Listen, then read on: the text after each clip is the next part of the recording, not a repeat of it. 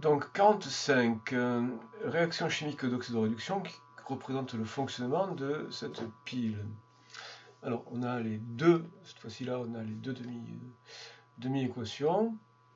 Donc Zn donne Zn2 plus 2 électrons, et l'autre, alors on a déjà rencontré des espèces ressemblantes là, l'oxyde de manganèse, mais avec ici un équilibre un peu différent. Les demi-équations fonctionnaient tout à l'heure en milieu acide avec H+, et là elles fonctionnent en milieu basique avec HO-. Plus électron donne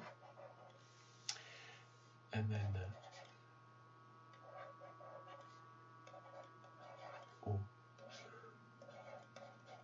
OH plus HO-.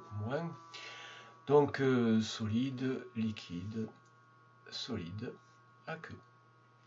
Et donc pour que la pile puisse fonctionner, pour que l'équation puisse être écrite, il faut que l'échange porte sur le même nombre d'électrons, donc il faut multiplier celle-là de demi-équation par 2. Et dans ce cas, alors la pile est fabriquée avec 3,1 g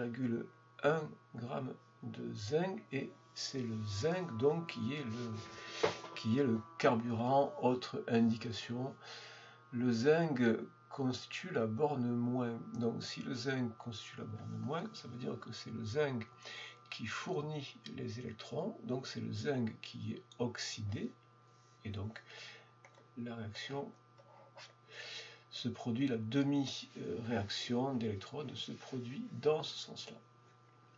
Et donc l'autre réaction se produit dans ce sens-là en recevant les électrons fournis par le zinc.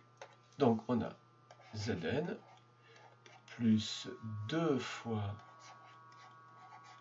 MnO2 plus 2 fois H2O donne 2 fois MnOH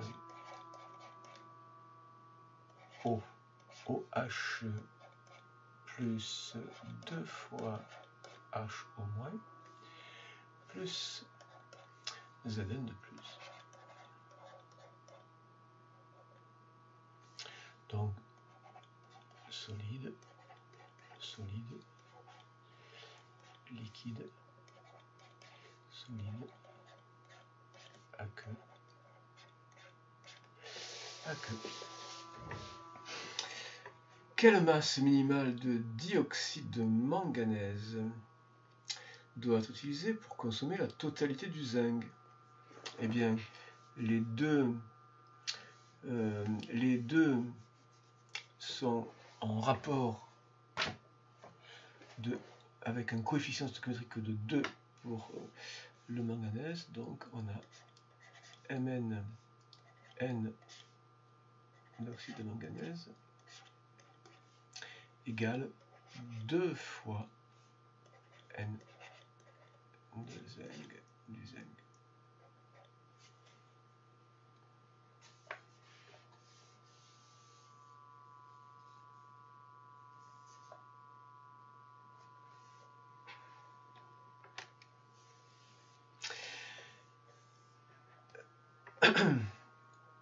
Donc, quelle masse? On a d'abord la quantité de matière à identifier. N de Zn égale la masse de Zn sur la masse molaire de Zn, c'est-à-dire, pour le zinc c'est 3,1 sur 65,4, donc 3,1 et 65,4, Et donc ça donne 4,74 10 puissance moins 2 mol. Et donc la quantité de matière d'oxyde de manganèse, de dioxyde de manganèse, c'est 2 fois cette quantité de matière là, 2 fois 4,74 10 puissance moins 2, et cela donne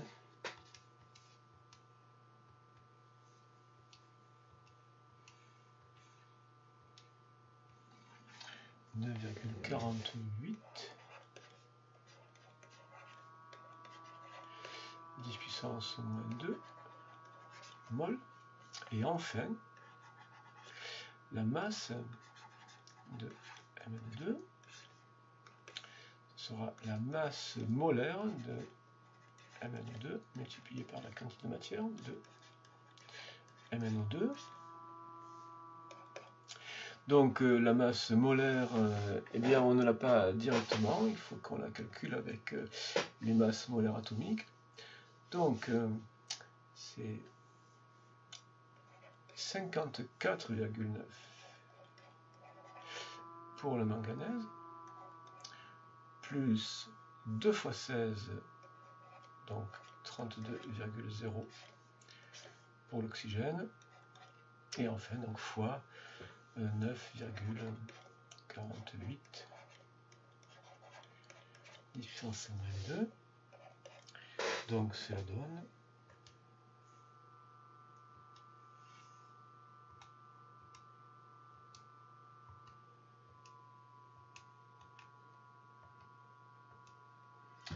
8,2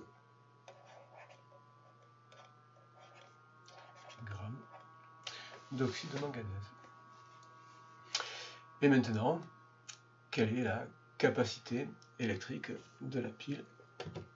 Donc, à nouveau, on revient à la démarche qui fait commencer par la masse ou la quantité du combustible, du carburant,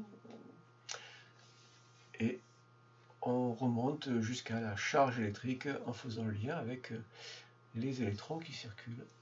Donc,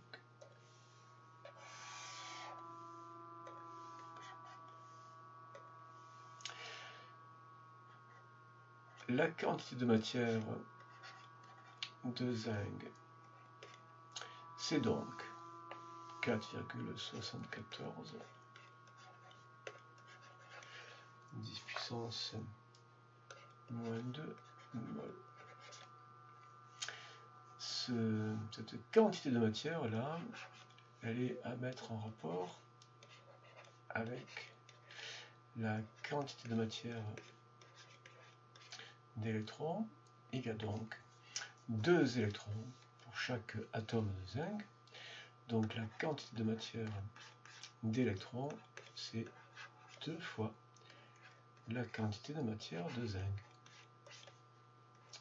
Donc 2 fois 4,74 10 puissance moins 2 mol. Et donc 9,48 10 puissance moins 2